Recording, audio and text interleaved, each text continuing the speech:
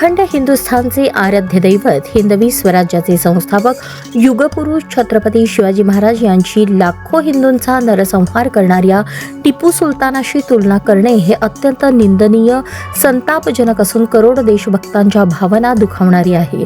काँग्रेस प्रदेशाध्यक्ष हर्षवर्धन सपकाळ यांच्या या वक्तव्यातून काँग्रेस पक्षाची मूळ भूमिकाच दिसून येते.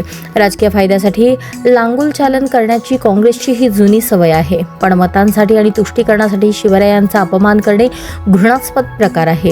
हा मराठी अस्मितेवर एक प्रकारचा घालाच आहे. छत्रपती शिवरायांचा अवमान केल्याबद्दल हर्षवर्धन सपकाळ यांनी शिवप्रेमींची माफी मागितली पाहिजे. प्रदेशाध्यक्षपदावरून सपकाळ यांची हकालपट्टी केली पाहिजे अशी मागणी भाजप शहराध्यक्षा रोहिणी तडवळकर यांनी केली. यावेळी सभागृह नेते नरेंद्र काळे म्हणाले, सावरकरांना दोष, रामायण काल्पनिक, हिंदूंचा द्वेष, कोरोना काळात मशिदी उघड्या पण मंदिर बंद. पण जेव्हा छत्रपती शिवाजी महाराजांची तुलना टिपू बरोबर होते तेव्हा काँग्रेसी नीच मानसिकतेचा कडेलोट होतो. ज्यांच्यामुळे स्वराज्य मिळालं त्या शिवबांचा हा अपमान महाराष्ट्र कधीच सहन करणार नाही. हर्षवर्धन सपकाळ यांनी माफी मागितली पाहिजे. या आंदोलनात पदाधिकारी, नगरसेवक, आघाडी, मंडल मोर्चा, आघाड्या, प्रकोष्ठ, सेल, शक्ती केंद्र प्रमुख व कार्यकर्त्यांसह शिवभक्त मोठ्या संख्येने उपस्थित होते. तर तिथे येऊन सुद्धा आम्ही तुम्हाला जोडे मारायला कमी करणार नाही.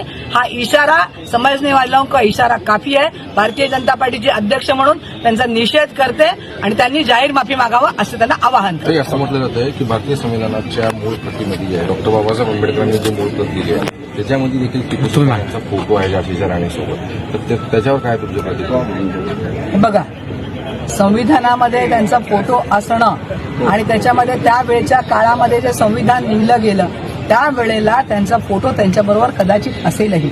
मी तर संविधानामध्ये त्यांचा फोटो आहे असा आत्ता पाहिलेला नाही.